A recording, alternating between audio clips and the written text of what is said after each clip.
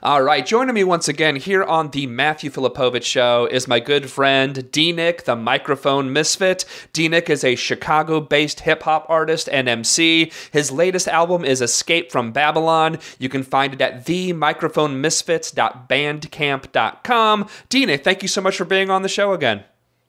Thank you, man, for having me, man. It's always a pleasure. Yeah, so D-Nick, last week, near the end of last week, I posted an article from The Nation from my friend Michael Denzel Smith about the George Zimmerman supposedly celebrity boxing match against DMX that was happening, and you commented and said, I know, exactly. You're like, I need to get on the show and talk about this. Luckily, thankfully, that fight has now been canceled. But man, it is such a sick thing. We definitely can talk about this still. So, man, tell me, what was, other than what the hell, what was your reaction to this? Man, I don't know. I'm glad that it's canceled for the isolated people that it is. But I'm the type of dude. Sometimes I want to see how far we fall. You know what I'm saying? Because I'm kind of unplugged in the Matrix. I'm unplugged. So sometimes I just watch people that are still plugged up, and I just be like, man, I just want to unplug you, but that's imposing. But no, I mean, what I saw was like people's primal instincts exploited for money. Here you have a 30-year-old bigot.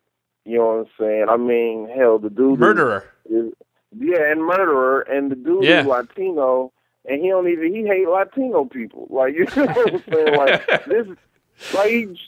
He's half Latino, I mean, I guess you consider him a white Hispanic, as they put on their little checklist when you fill out job applications. He would check Hispanic, yes, white, instead of Hispanic, non-white. But he hates Latino people, which is already crazy. Dude, your mom's Latino. You know what I'm saying? So he has an issue in there. And he shoots this unarmed black kid who did everything you're supposed to do, everything you tell your kids to do when they're being followed, just go straight, don't, keep an eye on them, but don't look their way, call somebody, and then if they approach you, go ham on them. That's everything you tell your kids to do when they're being followed. You know what I'm saying? Even down to the T of, it's raining outside, put a hoodie on. You know right. Don't go out in the cold without a hoodie. You're gonna freeze to death. Come on. He did everything you tell your kid to do. You know what I'm saying? You can't run the gamut, and that's the Zimmerman Trayvon case in a nutshell. Then you have DMX, who is like the last interesting hip-hop artist to ever break ground in mainstream, in my opinion. He's the last street MC to ever get to that stature and just be actually interesting. There's been people who have achieved pop status that DMX has since DMX, like 50 Cent or Kanye West is. But for my money, DMX is like the last interesting person because he's just ferocious. He's totally not politically correct. He's just super speaks with his mind. And quiet as kept.